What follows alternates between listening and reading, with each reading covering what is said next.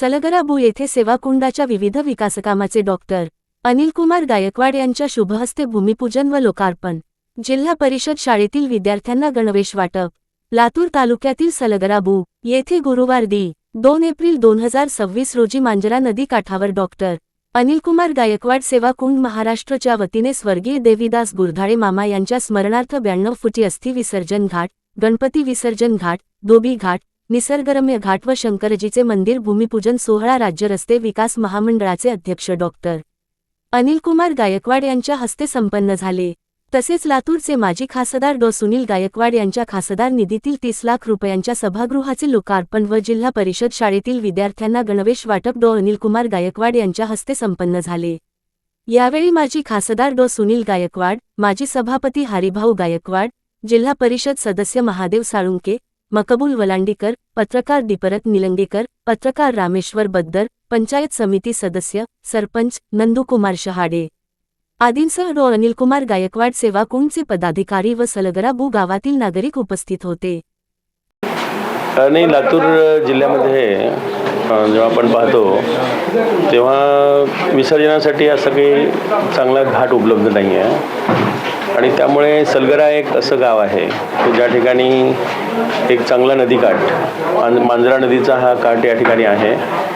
आणि water storage पण चांगला आहे, या ठिकाणी पाणी स्टोरेज आहे, पाण्याचा फ्लो चांगला आहे आणि विशेष म्हणजे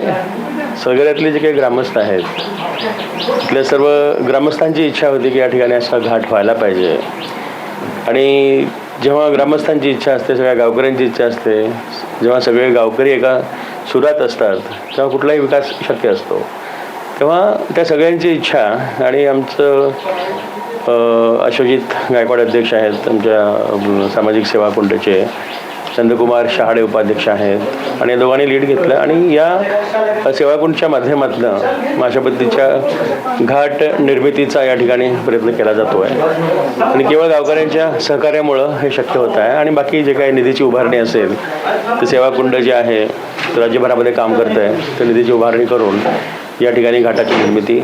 होईल। या ठिकाणी सलगऱ्याचा जर विषय सांगायचा तर सलगरा जसं नदीकाठचं गाव असल्यामुळे समृद्ध गाव आहे आणि जसं हे गाव म्हणजे इथली शेती सगळंच हा परिसर समृद्ध आहे, तशीच इथली मंडळी पण सगळी विचाराने पण समृद्ध आहेत आणि त्यामुळे ह्या सगळ्या मंडळीच्या एकत्रित येण्यामुळं या गावचा हा विकास होतो आहे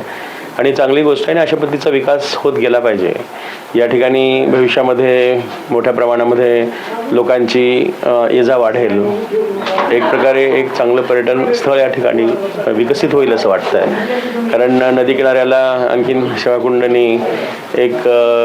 शंकराचं मंदिर पण एक प्लॅन केलेलं आहे, त्या ठिकाणी विधीसाठी एक हॉल पण त्यांनी प्रस्तावित केलेला आहे, त्या ठिकाणी गार्डन प्रस्तावित केलेलं आहे, म्हणजे ज्या ठिकाणी या ठिकाणी पूजेसाठी जेव्हा भाविक येतील तर शंकराच्या मंदिरामध्ये विधिवत पूजा त्या ठिकाणी करू शकतील अशा पद्धतीची व्यवस्था आहे, शेल्टरची व्यवस्था आहे, त्या ठिकाणी आजूबाजूला प्रसाधनगृहाची पण व्यवस्था असेल, म्हणजे महिलांसाठी वेगळं प्रसाधनगृह असेल, पुरुषासाठी वेगळं प्रसाधनगृह असेल, असे एक सुसज्ज व्यवस्था या ठिकाणी असतील, इन्फ्रास्ट्रक्चर असेल। आता आजूबाजूच्या ज्या परिसराचं जे काही इन्फ्रास्ट्रक्चर करायचं आहे ते गावकरी त्यामध्ये लक्ष घालतील आणि ते करतील आणि एकंदरीतच हे गाव एक जे आहे एक आदर्श गाव या जिल्ह्यामधलं होईल असा विश्वास वाटतो।